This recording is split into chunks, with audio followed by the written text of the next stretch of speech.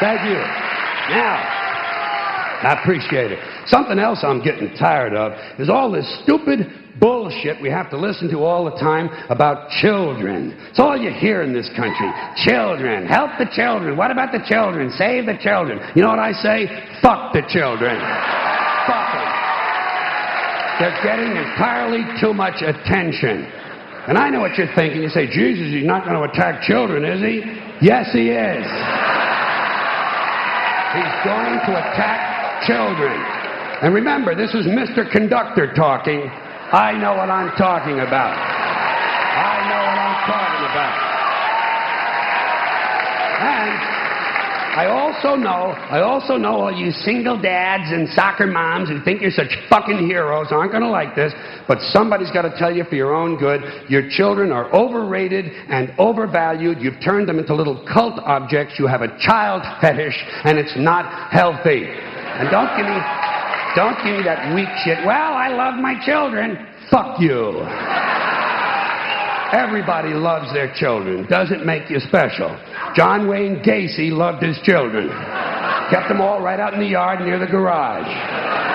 That's not what I'm talking about. What I'm talking about is this constant, mindless yammering in the media, this neurotic fixation that somehow everything has to be revolved around children. It's completely out of balance. Listen, there are a couple of things about kids you have to remember. First of all, they're not all cute, okay? In fact, if you look at them close, some of them are rather unpleasant looking. And a lot of them don't smell too good either. The little ones in particular seem to have a kind of urine and sour milk combination or something. Stay with me on this. The sooner you face it, the better off you're going to be.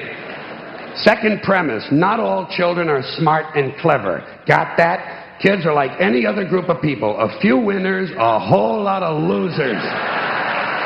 There are a lot of loser kids out there who simply aren't going anywhere. And you can't save them all. You can't save them all. You got to let them go. You got to cut them loose. You got to stop overprotecting them because you're making them too soft.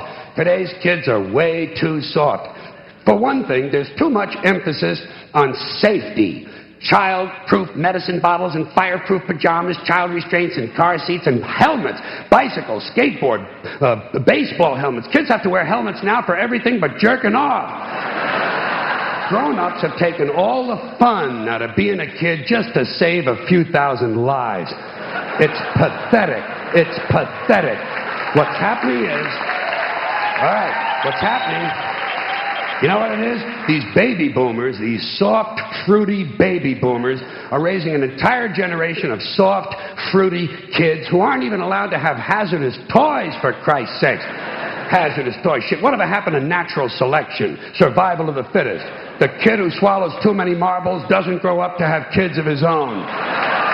Simple as that. Simple. Nature knows best. We're saving entirely too many lives in this country of all ages. Nature should be allowed to do its job of killing off the weak and sickly and ignorant people without interference from airbags and batting helmets. Just think of it as passive eugenics, okay? Now, here's another example of overprotection. Did you ever notice on the TV news, every time some guy with an AK-47 strolls onto a schoolyard and kills 3 or 4 kids and a couple of teachers, the next day, the school is overrun with counselors and psychiatrists and grief counselors and trauma therapists trying to help the children cope. Shit. When I was in school, someone came to our school and killed 3 or 4 of us. We went right on with our arithmetic. 35 classmates minus 4 equals 31. We were tough. I say if kids can handle the violence at home, they ought to be able to handle the violence in school. I'm not worried about guns in school. You know what I'm waiting for? Guns in church. That's going to be a lot of fun. And it'll happen. You watch. Some nut will go fucking apeshit in the church. And they'll refer to him as a disgruntled worshiper. Here's another bunch of ignorant shit.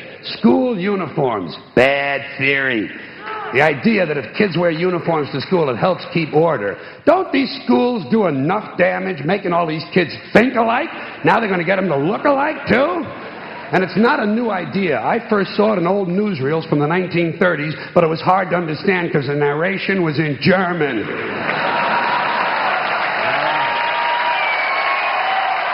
One more. Thank you. Thank you. One more item about children, and that is this superstitious nonsense that blames tobacco companies for kids who smoke.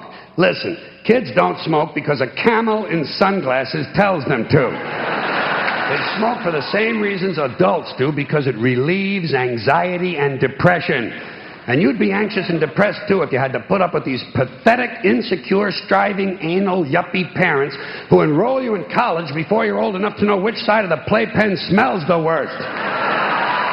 And then they fill you full of Ritalin and drag you all over town in search of meaningless structure. Little League, Cub Scouts, swimming, soccer, karate, piano, bagpipes, watercolors, witchcraft, glass blowing, and dildo practice. They even have play dates, for Christ's sakes. Playing is now done by appointment. Whatever happened to you show me your wee-wee and I'll show you mine? Hey, no wonder kids smoke. It helps. Not as much as weed, but hey, you can't have everything. You know it's true. Parents are burning these kids out on structure. I think every day all children should have 3 hours of daydreaming. Just daydreaming. You could use a little of it yourself, by the way. Just sit at the window, stare at the clouds. It's good for you. If you want to know how you can help your children, leave them the fuck alone.